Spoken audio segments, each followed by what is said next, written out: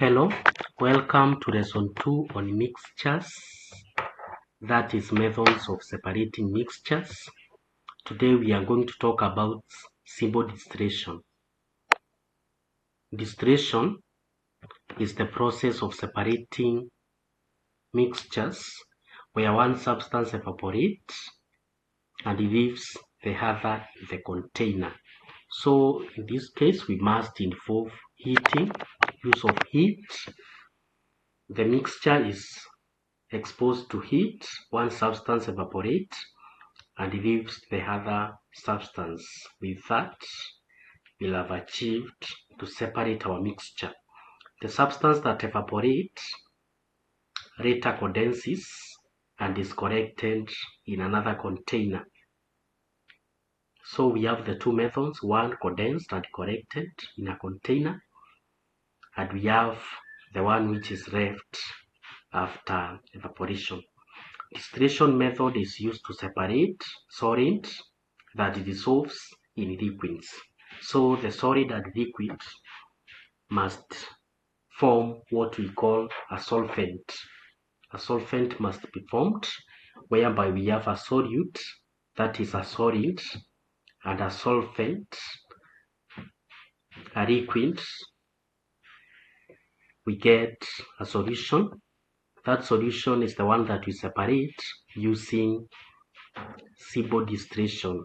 Unlike the other methods that we discussed earlier, like decantation, filtration, and use of magnets, they cannot apply in this case. So the nature of the mixture comes in clearly. It must be crucial as we choose the method to use.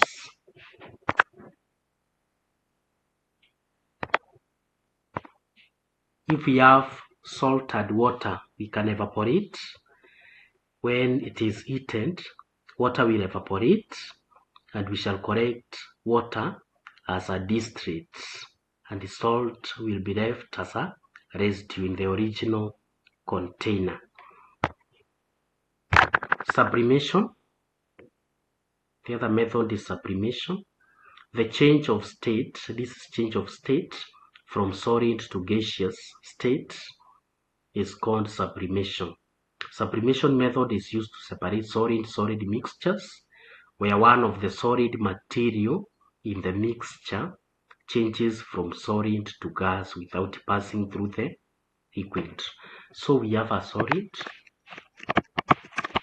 that changes to gas directly and condenses to solid. It changes to gas and condenses to solid. So you can see we have a solid. After we heat, the solid changes to gas and then it condenses to solid. So no liquid will be formed. It behaves in a special way. That is what we call sublimation process. Substances that undergo sublimation includes, we have iodine. Iodine undergoes sublimation.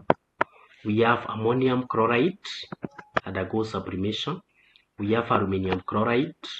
We have iron 3 chloride.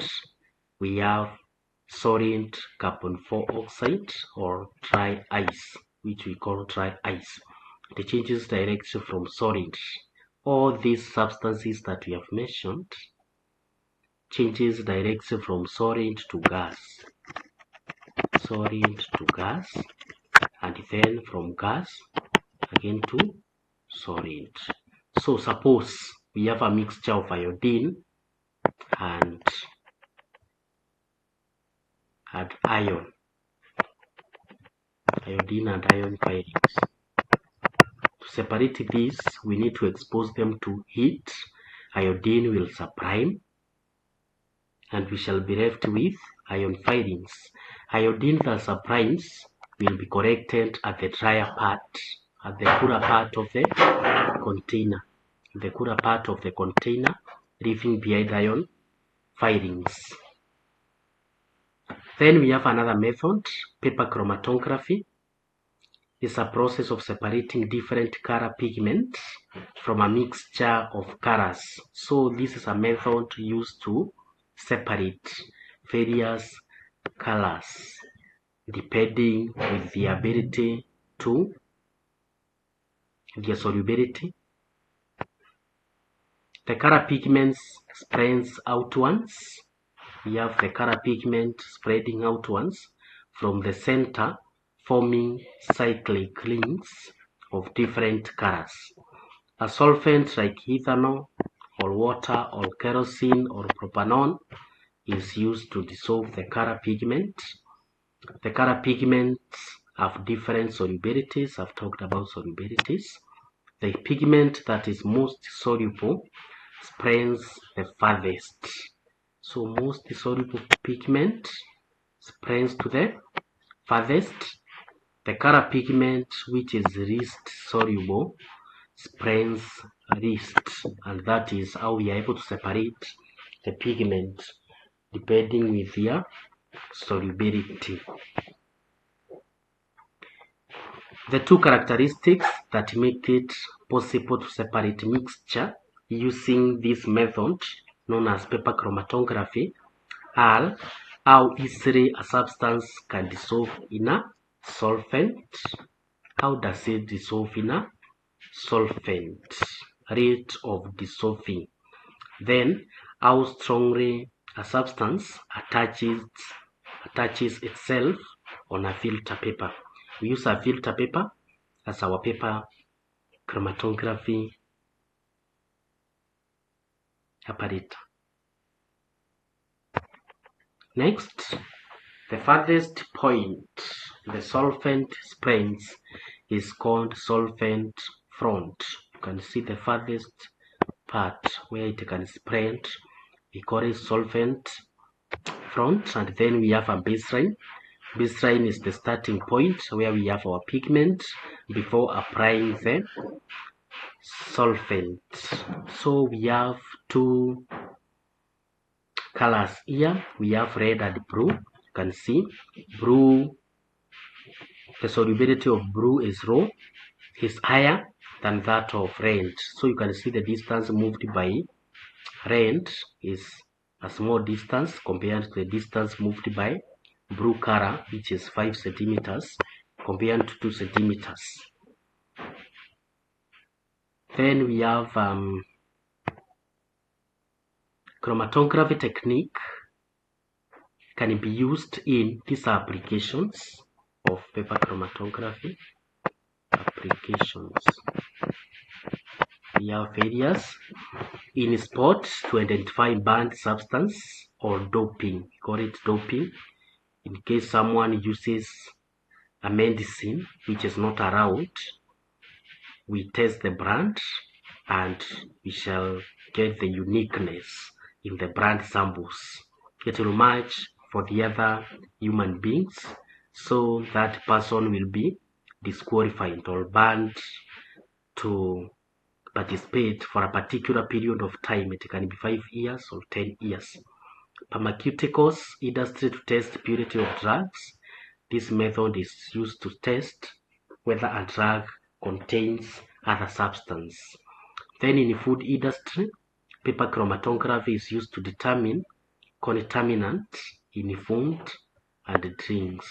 To test cosmetic industries to identify harmful substances that are harmful to our bodies.